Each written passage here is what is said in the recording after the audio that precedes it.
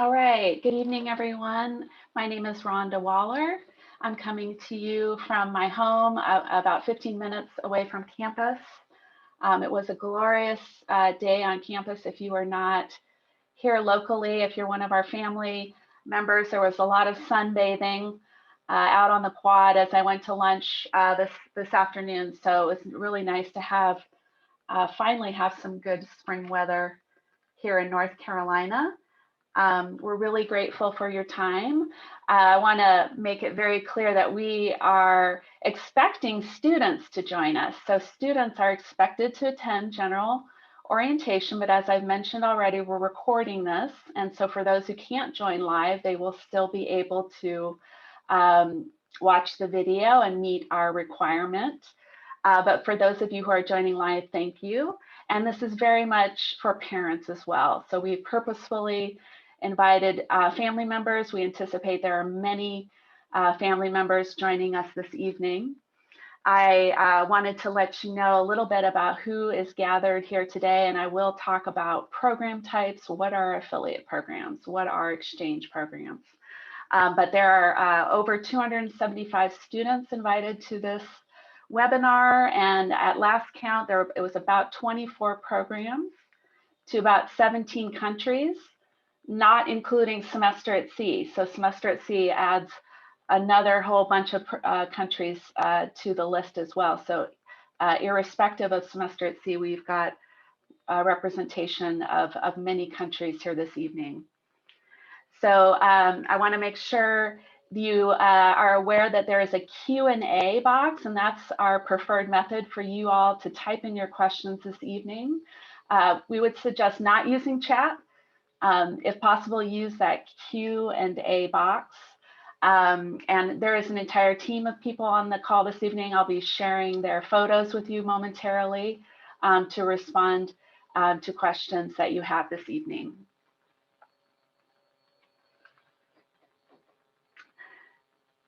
So we do have an agenda today, and we will be talking about COVID-19. We will be I'm going to get my crystal ball out, and we're going to try to predict the future, which has been enormously challenging over the past year, but we're going to do our very best to guide you this evening and try to respond to your concerns, worries that you may be having about the viability of the program in which you are currently participating in, things that you've heard, worries that you have. So we're going to dive into that. But before I do that, I actually want to briefly show you our website, because our website really is a very dynamic resource. And since we've been pivoting to the online environment and offering a lot more virtual programming than we have done in the past, if anything, our website has even more resources that we want to share with you. So I'm going to stop sharing just for a moment and pivot to a different screen.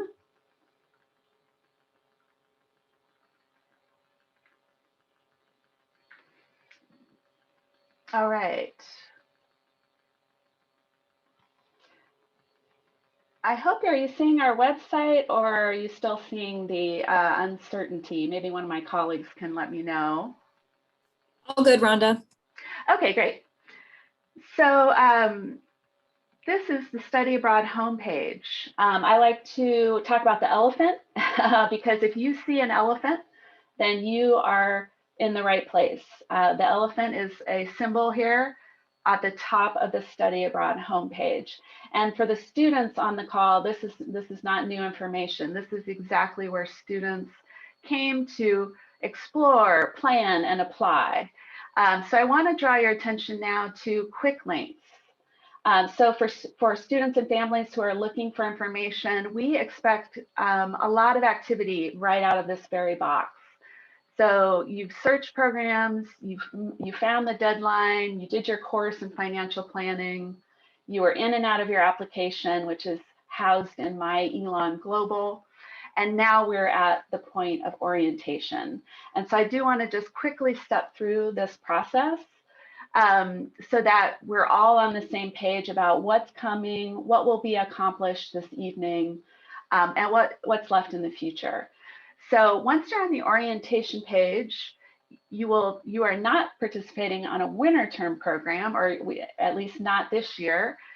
So you want to turn your attention to semester. And there are two options here. So you are not participating in spring, so you would click on the fall and summer page. So this is the part I wanted to emphasize, because I've had questions from parents saying, well, when will I find out about the visa? When do I find out when the arrival date so we can book a flight? When will I find out about cell phone plans, etc.? And so what I want to make clear here at the start is that the step we're in tonight is the general one. And so think of this as a foundation. We're going to answer a lot of questions that, whether you're going to Spain, or whether you're going to the Czech Republic, or whether you're going to Argentina, the answer is the same. So we can take the same question from 275 of you and provide one answer. And that's our goal tonight, is to share all of the information where there is general and standard information that is true for everyone participating on exchange and affiliate programs. But there's a wide diversity to our program offerings. I think it's one of our strengths, is that we have a lot of different types of programs for different types of students with different needs. And so as we all know, there are many questions that you will want to answer which are much more specific. And so that's going to come into play in the program specific orientation phase.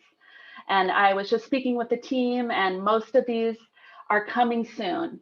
Many of your students and students who are out there got an email in the last week or two, or you will be getting an email very shortly about the scheduling of your site specific or program specific orientation. So just know that that is coming, and that is part of our process. So I'm going to expand here. And this is really stuff that we have developed as a result of the pandemic, quite honestly.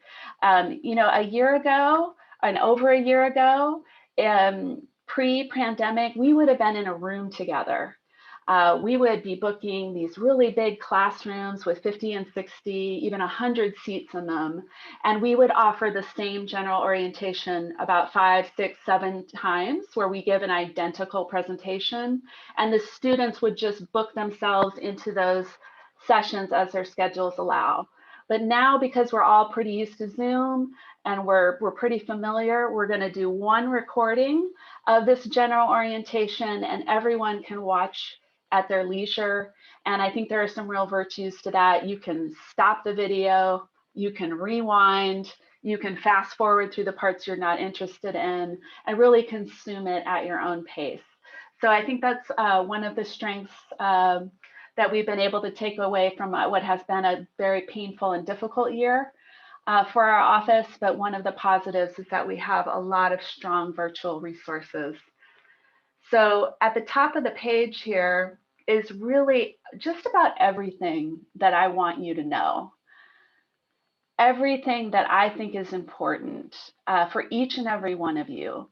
And when you're on this page, this is not for center students, and this is not for summer students, and it is not for winter term students. It is exactly for you.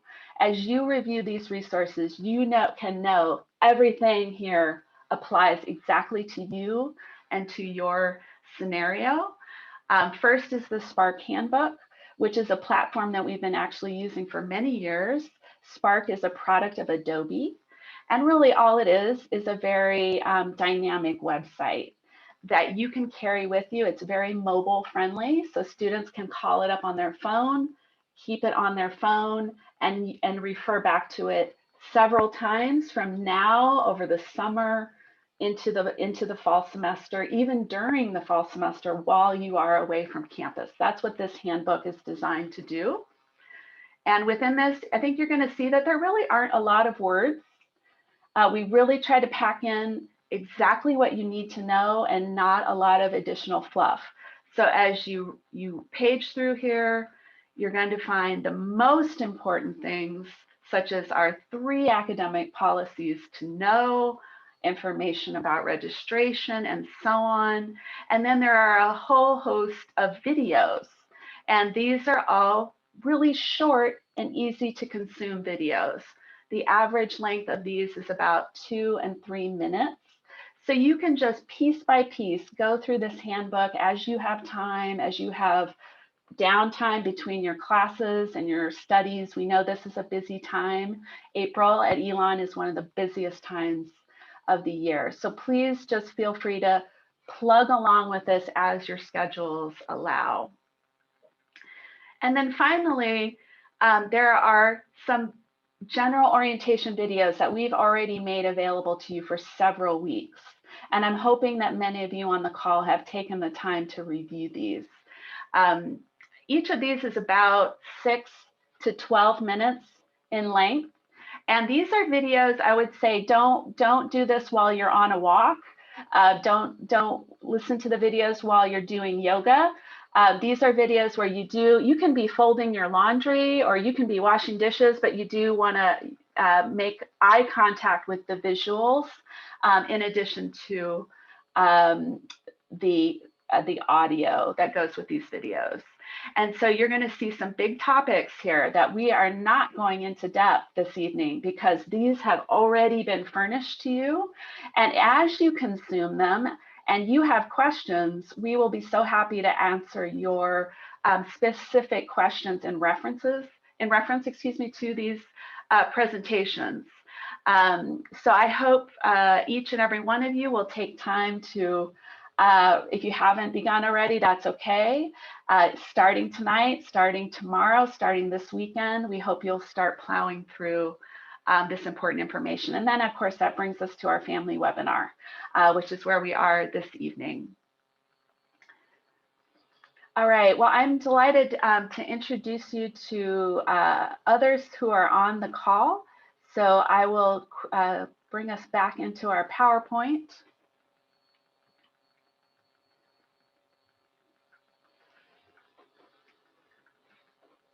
So we have a very special guest from the Office of Residence Life, Anisha Gerald, and she has her own slide. She'll be chatting with all of us about housing. So we're really delighted. Thank you, Anisha, for being with us. And then here is a picture of our team. Every person here has a program that they advise for within the exchange and affiliate category. All of us are here this evening except my wonderful colleague, Catherine Hinken. But all of the rest of us are here and we are ready to respond to those Q&As and to take questions from you this evening. If you don't know who your program advisor is, there's a good chance your student knows. Your student has probably received emails from these fine folks. So if you're a parent and you're on the call and you're not sure who, ask your student. They should know at this point who their program, we use program advisor and program manager pretty much interchangeably. That's the person who's going to look after your student, make sure that they get all the things done that they need to do in a timely fashion. And I'm really honored and proud to work with such a fantastic team of professionals. So if you haven't met these folks yet, you will enjoy working with them.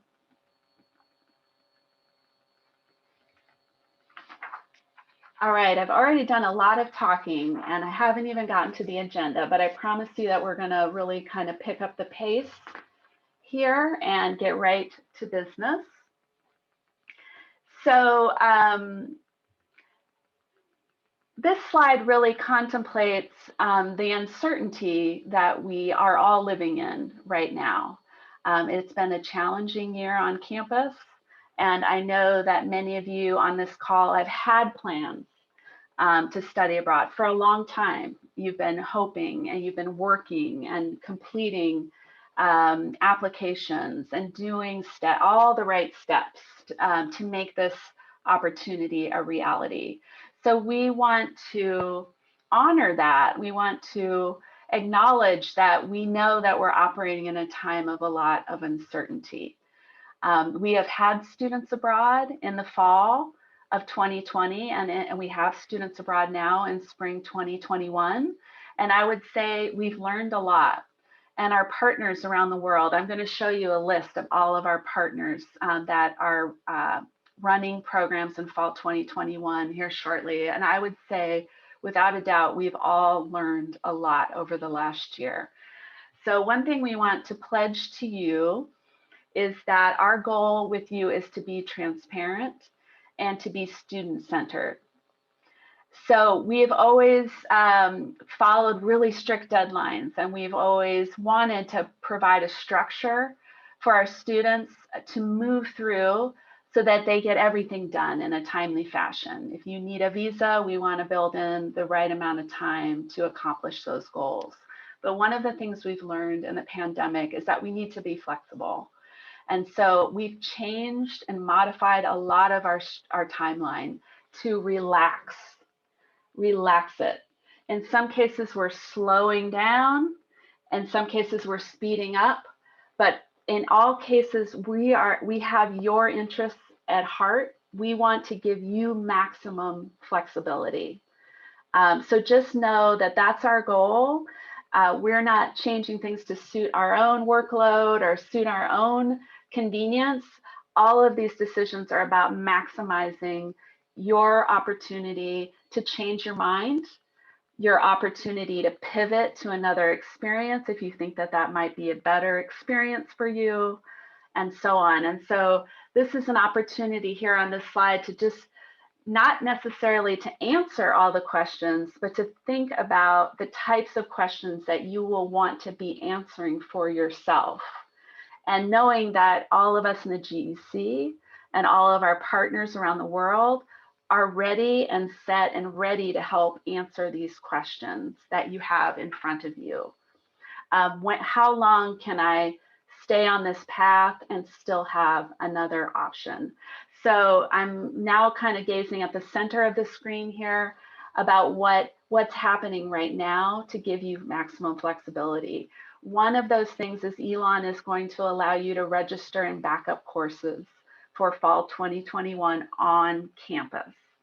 So when registration opens April 16th, to those with the most credit hours and so on each day, the next students and the next students with the most credit hours are invited to register.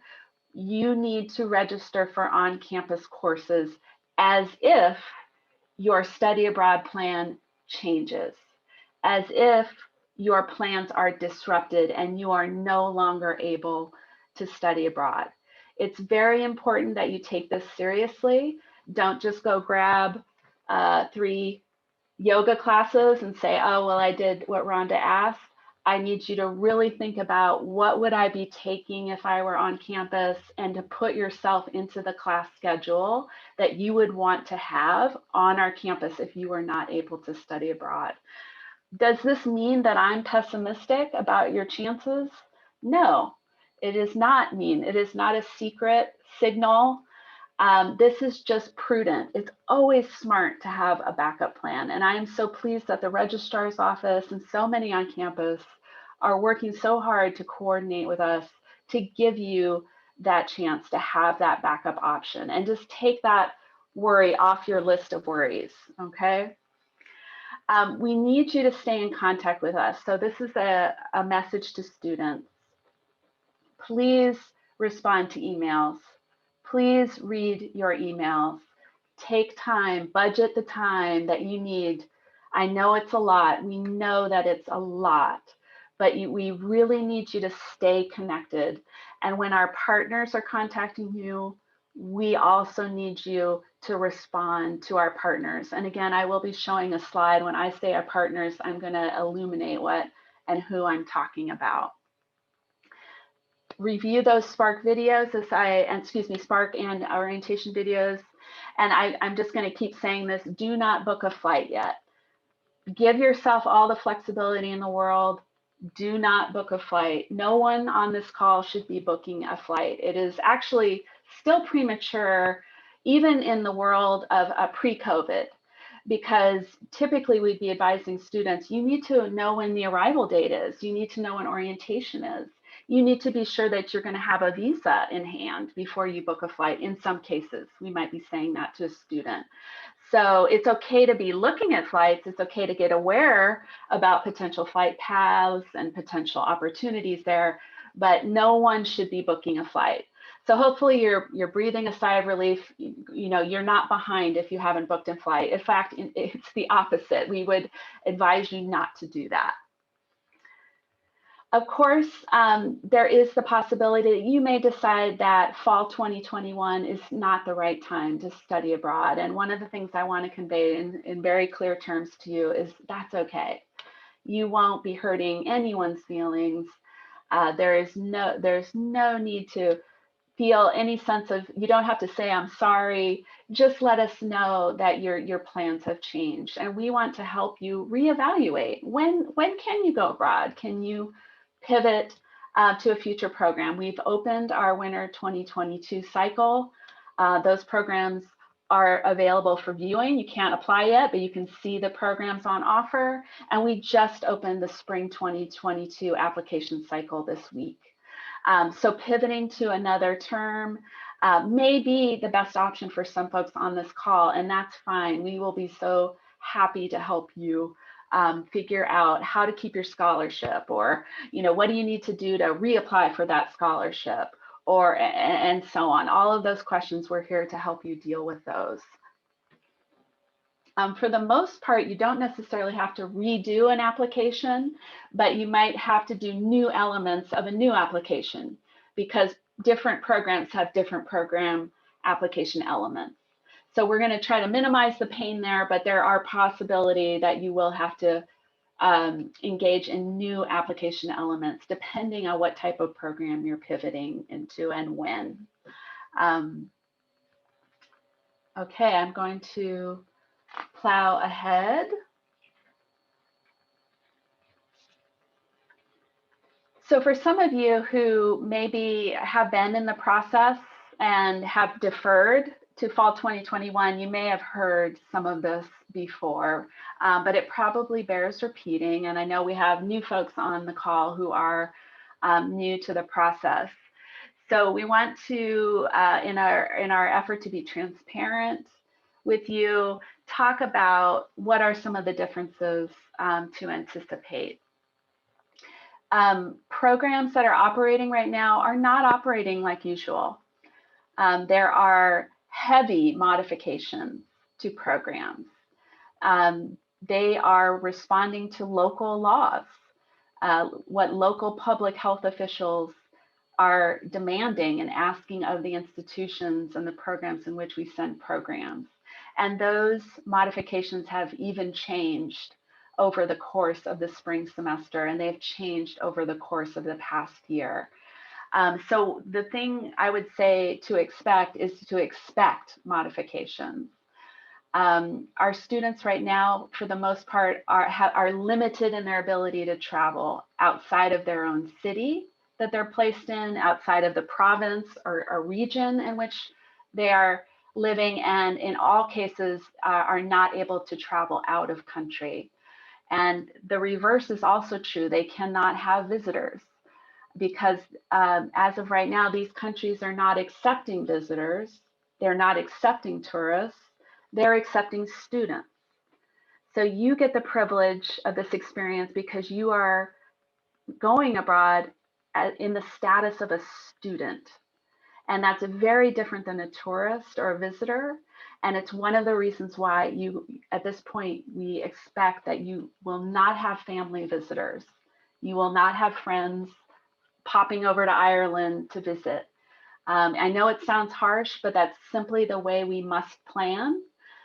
If things should change, boy, that'll be wonderful. But I will be honest with you, we thought those changes might have come about this spring, and they did not. They have not. So I want to be super forthright with you and tell you without any equivocation, you should not expect to have visitors, and you should not expect to travel outside of the country in which you are studying abroad. Most likely the legal boundaries of your visa status will not allow it. It's not an ELON decision. It's not a decision of our partners abroad. It's a legal decision made by the government that's hosting you. So I've said a lot there, probably too much. I do want to emphasize that we do not make decisions in isolation from our partners abroad. We trust our partners, and we tend to follow their recommendations because they're the experts on the ground. They're the ones with the local knowledge, local expertise. And so we make decisions in concert, in coordination with our partners around the world. But we do have very high expectations for our partners. We expect them to be as transparent as we are, and we expect them to be upfront and to express their policies in a clear fashion. Not hidden tiny print at the bottom of a long form, but big and bold, front and center. We expect those policies to be obvious to all participants. So if you feel at any point that you're unsure about a partner's policy, we're here to help with that. So please reach out to your program manager.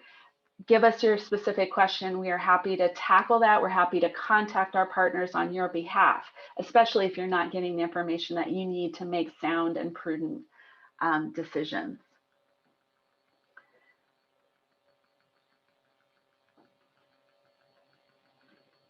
Okay, so at this point, I would love for students, so I'm speaking now to our students, all students out there, please kindly in the chat, not the Q&A, but the chat, just type your name. So if it's me, I'm gonna type Rhonda Waller, and that's it, I'm done. That's all I need is for you each to chat your name. And I'm gonna leave this slide up just for a moment so we catch everybody with this big font here. Hopefully it's hard to miss. I see that chat just lighting up. So thank you for all those students out there who've taken time to be with us live. We really appreciate your time. We know there's a lot going on. There were dress rehearsals today. There's all sorts of things on campus. So thank you so much for your time today.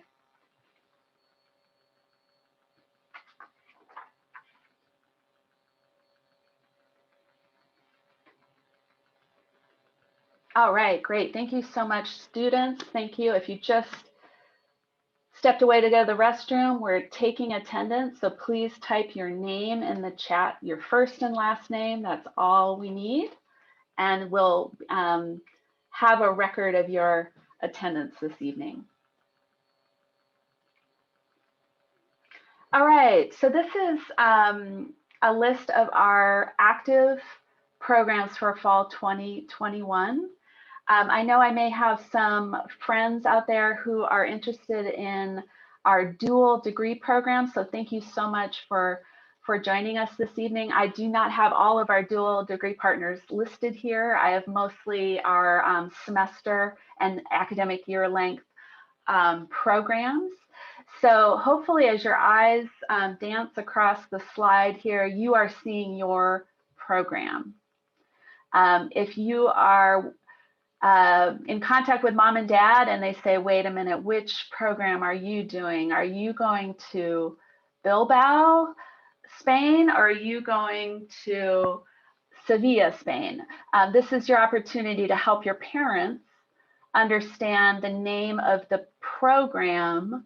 So in this case, it could be a university. A lot of our university partners are exchange partners, and all that exchange means is that students go in two directions. So students flow from Egypt to North Carolina, and students flow from North Carolina to Egypt. That's what an exchange means. What affiliate means is it's a one-way street.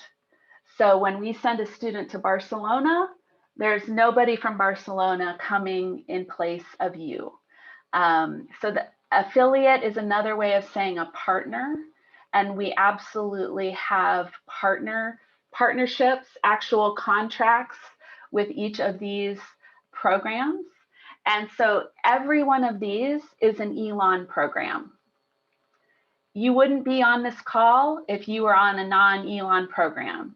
Everyone in the sound of my voice is on an Elon affiliate program or an Elon exchange program. All of these are Elon programs.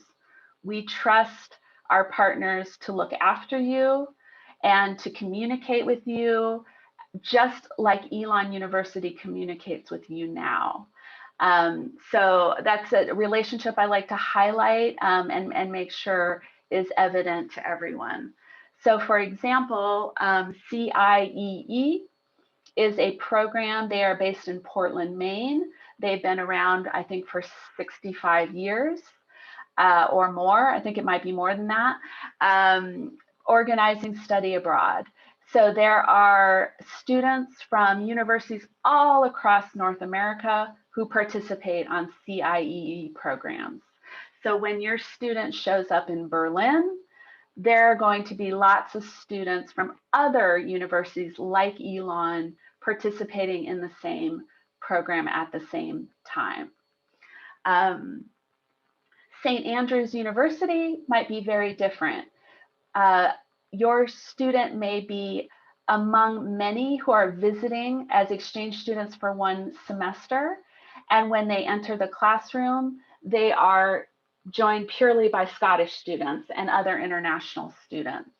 They're what we sometimes call a direct enroll experience, where there are no classes just for the Americans or just for the international students.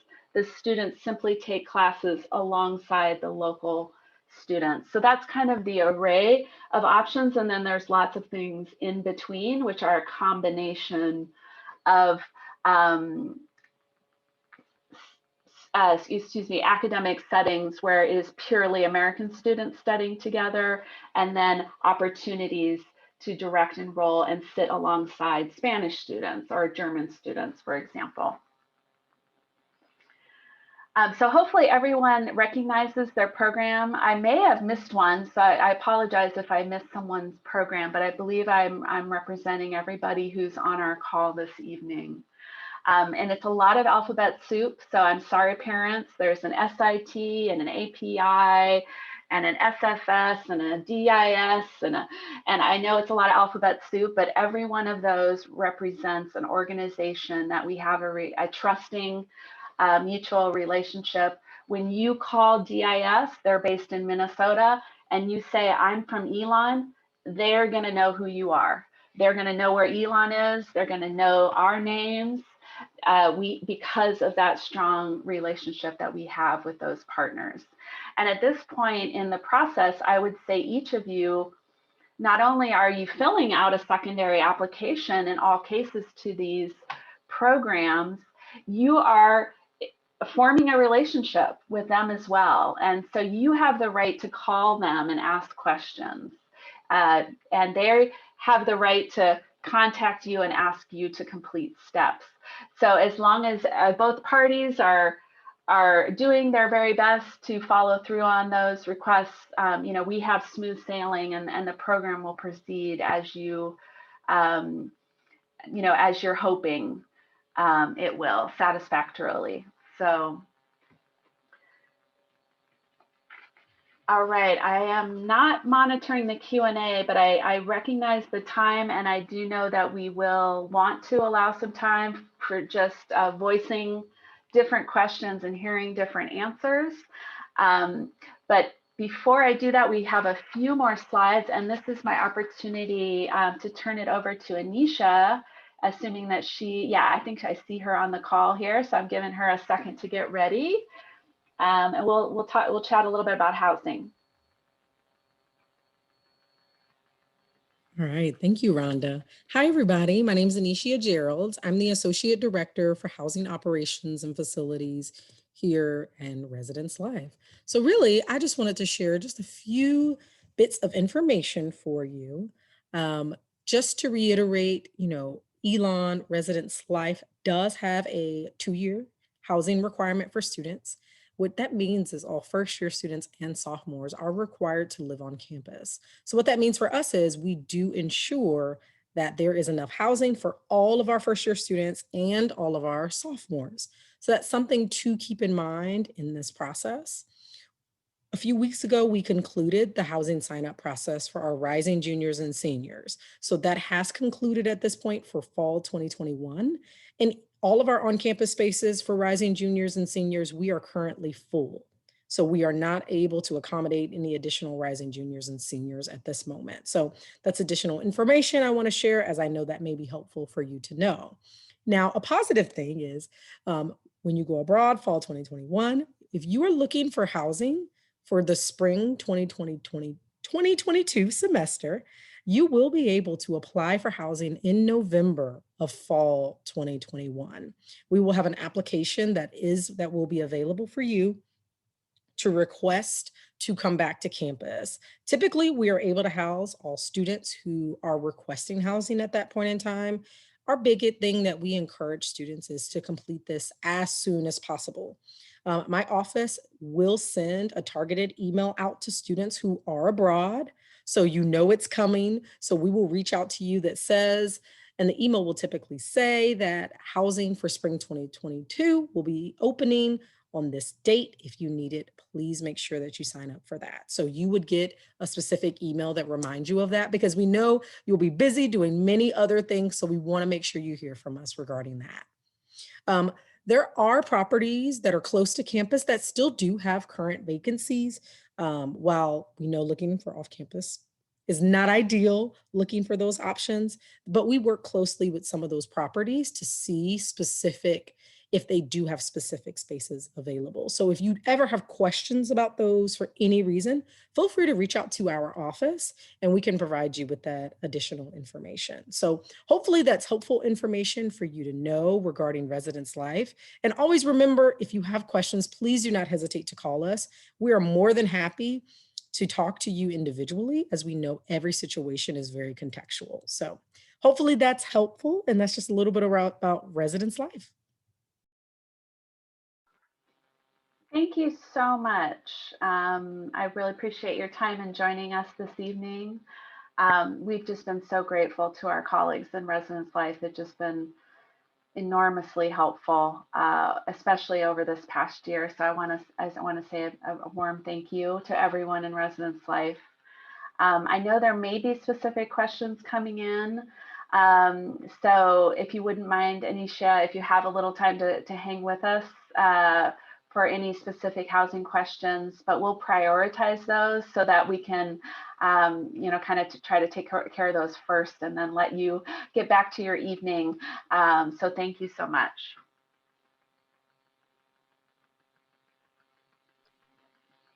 Rhonda, we do have, I don't know if now's the right moment to interrupt you, but we do have a question that Anisha could answer if now's a good moment for that. Yes, please. Okay.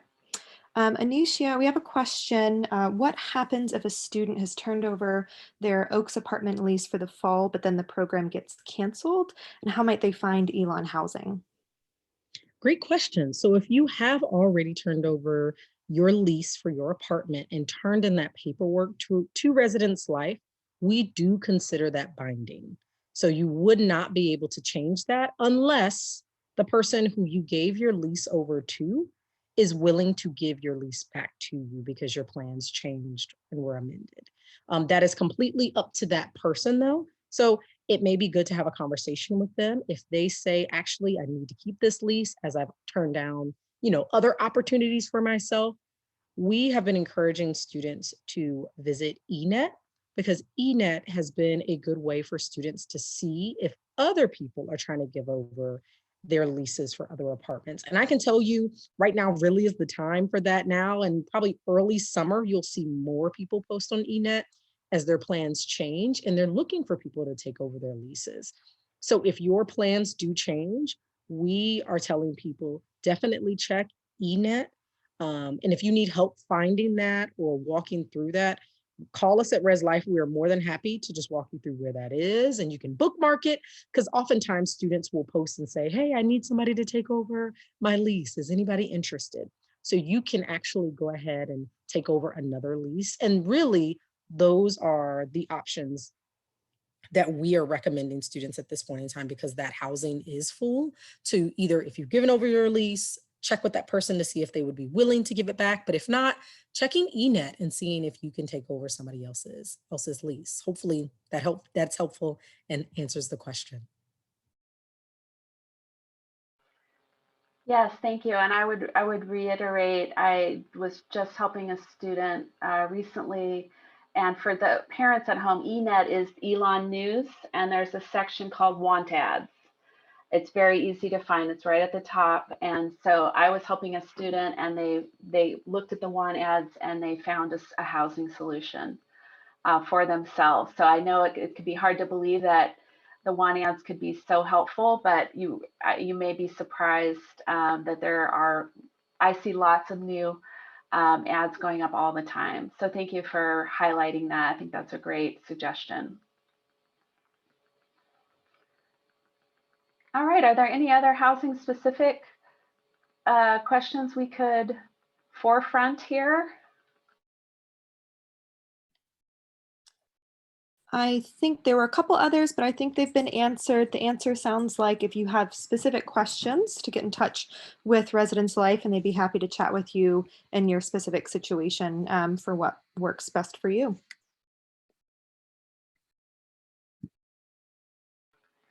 Okay, well, I will plow forward here. So I thought I would take a couple slides here to go over some of the content of the videos that we have already posted. All right, we've really come to the close of our formal presentation here. I do have a contact us slide, so if you want to stay in contact with us, I will close with that information, our phone number, our email, quick questions, and all sorts of resources. But at this point, I wanted to tackle questions out there and invite my colleagues to help field some of those questions.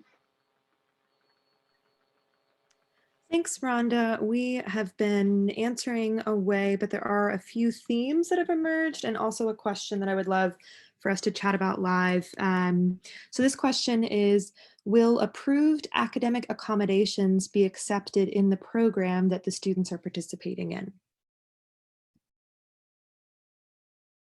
Yes, and I presume we're talking about academic accommodations, but maybe I should pause and make sure I do understand the question. Yeah, that's what's written, academic accommodations. Mm-hmm.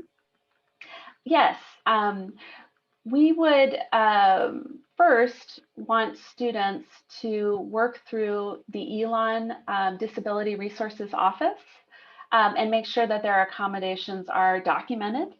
I understand that, you know, accommodations that can evolve as we all grow older. And so we want to make sure that Elon has the most up-to-date documentation. And then what we would ask you to do is to make your program aware as well. And the way that typically works is the Office of Disability Resources would share their documentation with the student, and the student can share that with our program host, our program partners, our affiliate partners around the world. And the GEC program manager, without needing for you to divulge any of your private health information, we can simply play a role in facilitating, making sure that that communication happens without actually reading any of the contents or being more aware or made aware of them any more than we would need to be. I would say our partners, if they are not able to provide the exact same accommodations, they would describe comparable accommodations and give you all the time in the world to consider whether those are acceptable for you in proceeding with your plans. And so that's probably an opportunity for me to suggest that to get that process started as soon as possible, just to allow maximum time for communication.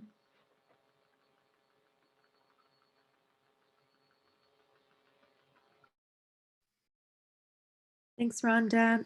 So we did, I think we've answered, but we did see a couple of different varieties of this question come in, so it may be worth talking about that questions around what happens if programs are canceled. When do we expect that will happen? Will we know program cancellations by the end of the spring semester? So I don't know if advisors want to talk at all about that.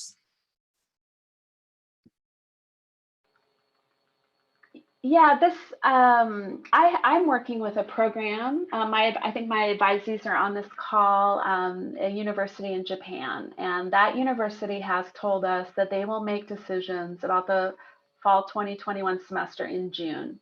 And I've told the students on many occasions, remember we have to wait until June, and it's mid-June. That's why we have a backup plan. I don't know what they're going to decide. We are planning as if it's going forward, and we will know in mid-June. We have had cancellations, and I know many of you on this call are very familiar because you have already pivoted from a program that we received notice of in February or March was canceled. All I can say is that whatever we know, we will share it with students and families as soon as is possible. That's part of our pledge to be transparent. I don't know if there's anyone out there who would share timelines that they've heard from program partners, but for the most part, if your program was listed on the slide as programs, those programs are fully intending to run in the fall. Again, with modifications related to COVID, because everything will still be affected and modified due to COVID in fall 2021. But we expect that those programs are going to move forward.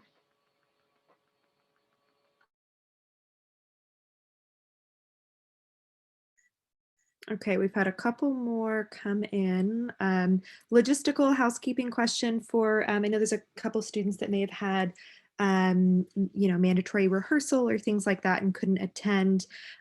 So Rhonda, I'm assuming we're going to follow up with an email with this recording and information about attendance. Yes. Okay. Absolutely. And yeah, there's a makeup assignment for those who are not able to attend live, which is, if you've read the handbook and if you've watched the videos, it's going to be a snap. This is going to be the easiest assignment you've ever done in your life. But again, this information is so important to your success that we want to make sure that you are paying a high level of attention to these resources. So there's going to be a simple assignment just to make sure that those are being comprehended and absorbed for everybody's benefit. So yes, everyone is going to get a copy of the recording. If you're here live, you're going to get a copy of the recording. And then students who are not in attendance are going to get the recording and information about a makeup assignment. Thanks. I probably should have said that at the beginning. So thank you, Shanna. Appreciate it. We've also had a couple questions come in around travel among different countries or within borders. So if we can revisit that and recap that. Yeah, all I can really do is report what is the case today. And that is our students abroad right now are not able to leave the boundaries of the country in which they are placed. In fact, there are students who have even more strict requirements on them. They are not allowed to leave a region, a province, an area, a city, a metropolis. There are boundaries that are being set by local health officials, and no one is traveling. No one in Italy is traveling outside of their individual regions. And so if that's the law applies to our students. And so I would rather convey this in this just as clear terms as possible. You might go abroad in the fall and not be able to travel as much as you would have liked to have traveled before the pandemic arrived and changed all of our lives.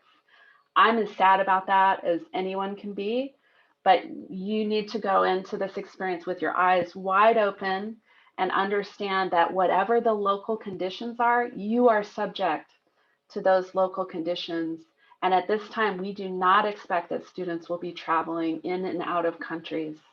I think that that's an unrealistic expectation, and it's one not to plan for.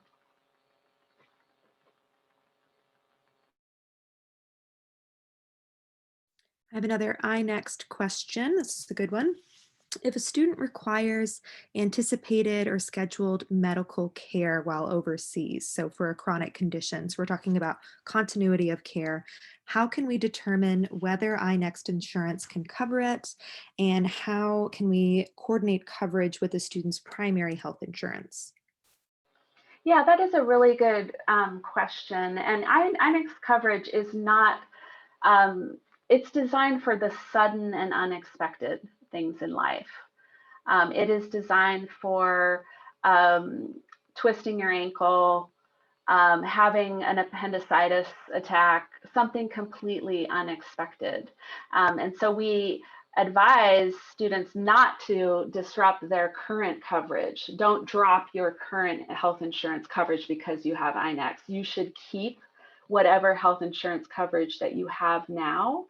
My short answer is I would not expect to have a planned surgery abroad. If at all possible, it would be better to try to take care of that prior to travel. I'm more than happy to get on a call with any individual. My colleague Kevin, who is our insurance liaison with INEX, would be happy to get on a call with anyone to talk about the specifics of what you might have in mind.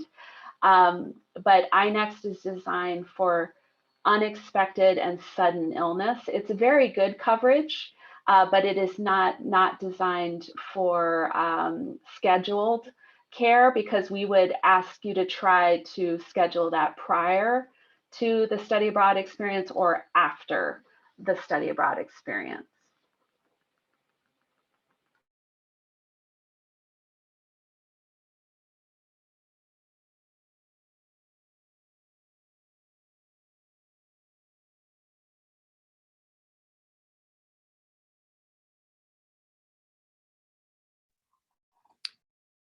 Okay, I think we're fairly well caught up, but I do want to make sure people have time to ask questions. And then also for any of our colleagues on the call, if there's any that we typed answer to that you think are worth just broadcasting or a discussion or adding any texture to, now might be a good time for that too.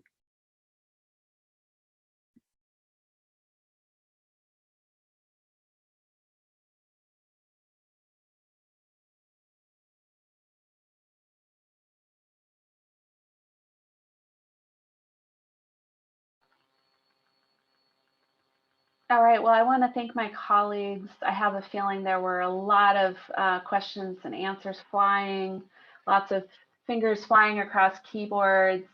And Zoom, if it works as anticipated, Zoom will issue a transcript at the end of this call. And one thing we have done in the past is just kind of put together a compendium of the most popular questions and answers and provided that alongside the video.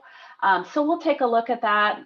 You know, we may not be able to mine enough information out of that to do that, but if it seems helpful, we will go ahead and publish a transcript. We'll take out all identifying information about who asked and who answered and just put the questions and answers. So I want to thank all my colleagues for responding. I want to thank Anicia Geralds, and I definitely want to thank each and every student. We know this is extremely busy time of year, and you've already been handling a lot of ambiguity and uncertainty over this past year. We know that that's been emotionally taxing and has demanded a lot of resilience on your part. And I want to say from the bottom of my heart, I salute you. I admire your strength in and the fortitude it takes to stick with this planning process and with all of the uncertainty and ambiguity around it. So thank you for sticking with us. We wish all of the success in the world for each of you to have the experience that you've been dreaming of. And thank you also to the parents, the wonderful folks out there who support our students. Thank you for taking the time to listen to this long call. We went over an hour. We appreciate you. We are available to chat with you, my colleagues. We're all on the grid. We are available for phone calls and Zoom calls and Teams calls. You name the platform, we can meet you there and help you formalize and round out your plans for study abroad. Any last words from the team here or from Q&A?